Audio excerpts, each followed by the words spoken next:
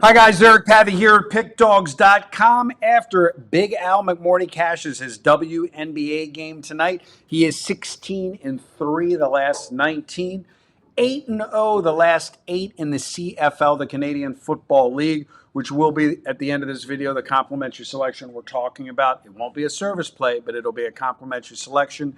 We have just went over the hump. We're doing this video for Thursday the 17th.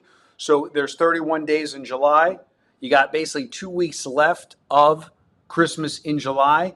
If you want to take advantage of the all access, reach out to me, 443-957-1006, to take advantage of getting the remainder of July and August absolutely free, plus a nice discounted rate for the upcoming football/basketball season. With that being said, Al, what are we talking about this Thursday? We're going to look at the Montreal-Toronto Canadian football game. What is it? The Alouettes? The Alouettes and the Argonauts. The Alouettes, the A and the A. The Alouettes, the Argonauts. Got it. Okay. Yeah. So, interestingly, this is the second meeting of the season between these two teams, both being played at Montreal. The first game, 28-10, was won by the Alouettes. It did go under the total of 49.5 by 11.5 points. Montreal went under last week. They lost to British Columbia here at home, 21-20. So that was a low-scoring game as well. And that's par for the course. When Montreal plays at home, they're now 94-58 under the total. In this series, whether home or away, the under is 35-24. We're looking at a number right now of 51.5, and I like the under. Under the total of 51.5 in the Alouette versus Argonaut matchup. And again, this is not a service play. 8-0 in the last 8 service plays for Big Al McMordie, whether you purchase them on the premium site or whether you get them rated through us via the All Access. Like I said, and then also 16-3 in the last 19. So where everybody's, just hanging out saying, oh, I'm waiting for football. The money is all the same, whether it's 16-3 in football, 16-3 in basketball, 16-3 in CFL, MLB, WNBA, you name it, it's all the same. So I recommend if you want to take advantage or discuss your options for the upcoming football season, especially if you're a large bettor, a high net worth individual, and you're looking to make, $500,000.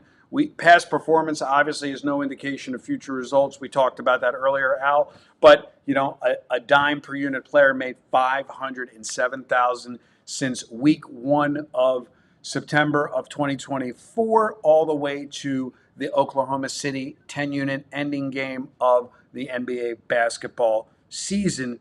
And again, like we had a long conversation this morning, again, we would love to say we can replicate or do better. But this is, in the end, this is gambling, right? With an edge. I don't like to call it gambling without, it's gambling with an edge. What would you call it? It's not true gambling because you're using a database. No, one of 3 people in the world have this database featured in ESPN. So, like when somebody asks you, let me ask you this before you answer. You meet somebody, you're out with the wife, you're at a restaurant, the guy doesn't know who you are. You and I have been living this world I used to always get, oh, so you're a bookie? Because they didn't understand. What do you tell someone in 2025? Hey, Al, what do you do for a living? I just say I'm a sports handicapper. I say people bet on football and basketball games, and I advise them on which teams to bet. So regarding the gambling aspect of it, would you call this I don't like to use the word gambling because that means that you're just flipping a coin without an edge. No, it doesn't. No, I don't think it means that at all. I respectfully disagree. I understand what you're trying to say. It's sports gambling. People have a belief that you can't make money sports gambling. Obviously, I've proved that to be false over 33 years. Right.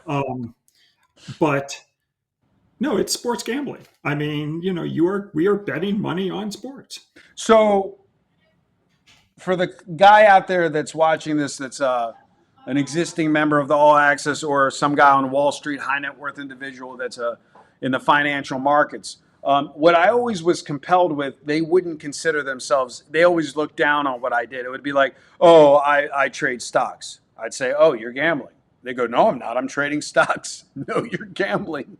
It's the same thing. I mean, it's all risk. It's all, risk and reward. Right. It's, I mean, in a different sense, when you invest, $5 million in your house, you are gambling with $5 million in the housing market. Right. Yes, you are using it, so it's a little bit different. But everything we do when we invest money involves risk. Right. Um, some risk is greater than others. With gambling, with sports gambling specifically, there is a negative expected return of 4.54%. That doesn't mean you can't overcome In that English, return. in English, for the guys watching this that don't really, they're listening, but they didn't grasp what you were. I understand. It's a rhetorical question. Explain that in layman's terms.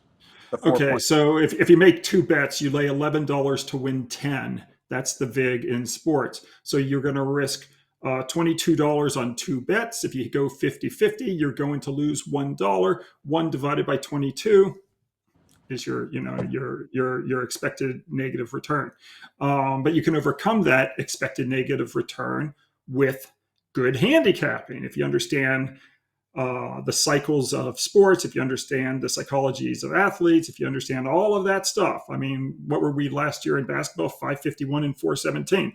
That's Right. not 50-50. Yeah, so it's just something. If you know what you're doing, you can overcome the 11 to 10 odds of a bookmaker. And If you this is don't know, why. and if you don't know what you're doing, you're going to hit 50-50.